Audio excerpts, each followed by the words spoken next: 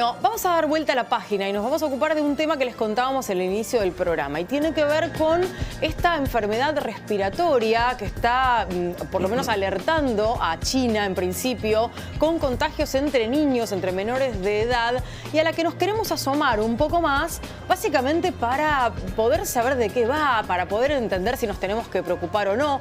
Venimos de todo lo que ocurrió con el COVID y obviamente nos dicen enfermedad respiratoria China y ya nos paralizamos. Pero necesitamos saber un poco más. Y para entender un poco más de esto, precisamente estamos en comunicación con Hugo Pizzi, el infectólogo con el que tantas veces hemos hablado aquí en otros lugares durante la pandemia. ¿Qué tal, Hugo? Acá Javier Sluky y Lorena Toso, te saludamos. ¿Qué tal, Lorena? ¿Qué tal, Javier? El placer de verlos, el placer de escucharlos. Y fundamentalmente tenemos que hacer una pequeña introducción para que la teleaudiencia nos pueda entender. En primer lugar, quiero que sepa que China siempre fue críptica con la información sobre la economía, sobre la medicina sanitaria, sobre la sociología. Es más, hay una base china en Argentina, en Neuquén, y ni siquiera nos podemos asomar por la tapia perimetral. O sea, a tal punto es crítica que la OMS ha tenido que pedir con expertos de que haya una información sobre qué es lo que está sucediendo. Pero hay otra parte que es importante que se entienda, que es que al salir de lo que fue la pandemia, de haber estado tanto tiempo guardado, y hablemos de que guardado es haber estado en China, porque lo de China fue estrictísimo. Cuando se sale de una situación de ese tipo, uno está mucho más frágil.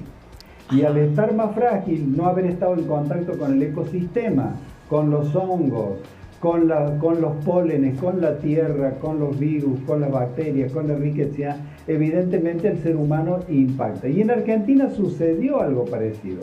Recuerden ustedes que nosotros el año pasado tuvimos cuadros de gripe en épocas que no existía la gripe, y tuvimos cuadros de bronquiolitis o epidemias este año en épocas que no existía la bronquiolitis. O sea, el famoso virus sincitial que también está agrediendo a China en este momento. Pero acá se agrega otra bacteria en China que es el Mycoplasma pneumoniae, que quiere decir la bacteria que ataca el pulmón, y evidentemente está dando cosas muy raras, fundamentalmente porque toda la zona norte china tiene colapsados los hospitales por el hecho, pero también hay que interpretar de que la demografía de China es enorme, entonces ahora, es tan grande esa población que... Doctor, le pregunto, en este caso, hasta donde se conoce, por esta cuestión críptica que usted describía respecto de las autoridades del país, ¿se sabe que es solamente una enfermedad cuyos enfermos, digamos, o cuyas víctimas pueden ser niños, o en realidad también los adultos pueden padecer esta misma enfermedad pulmonar o respiratoria? Lo llamativo hoy epidemiológicamente es que afecta a niños. Ellos están entrando en invierno. Afecta a niños de primaria, por ejemplo. Entonces es muy llamativo eso, lo que está sucediendo, y se está estudiando. Pero hay una cosa que tranquiliza, que en general no tienen índice de mortalidad. O sea, tienen índice de alta internación, pero no de mortalidad, porque inclusive lo están manejando bastante bien. Por lo tanto, yo creo que hay que ser cautos, sopesar la situación, estar atentos, y a medida que vayamos recibiendo vía académica toda la información esa, veremos qué hacemos. Lo que sí yo quisiera comentarles, que nosotros de acá nos hemos olvidado de todas las herramientas aprendidas durante la pandemia. No sé qué ha pasado, pero yo he estado comentando a otros colegas que hoy he visto una reunión de 9 personas tomando un solo mate, o sea, donde todo lo que se insistió para que evitemos lo que es toda la enfermedad por vía oral, evidentemente nadie le ha prestado atención. Pero han desaparecido los alcoholes. Es cierto eso, pero más allá de eso, a ver, para diferenciar un poco la situación, por lo que usted dice, entonces no hay que temer que este nuevo virus pueda generar una situación ni remotamente parecida a lo que fue el COVID-19 en todo el mundo. No, en absoluto. O sea, aparentemente hasta hoy no hay nada, ningún índice que nos esté orientando a esa tragedia vivida. Pero sí insisto con que hemos insistido en usar determinados protectores en determinados lugares, en tener el alcohol para las manos. Y hoy usted entra en cualquier provincia argentina y si quiere entrar en un negocio o en un restaurante va a ver de que el alcohol no está. O sea, las señoritas y señoras ya no llevan la botellita cuando van a una confitería o un lugar para higienizarse. Son muy pocos los criteriosos sobrios y moderados. Entonces es como que 131.402 fallecimientos de este espanto que hemos vivido dramático, único en la historia sanitaria argentina, es como si no hubiera dejado ni siquiera un enseño.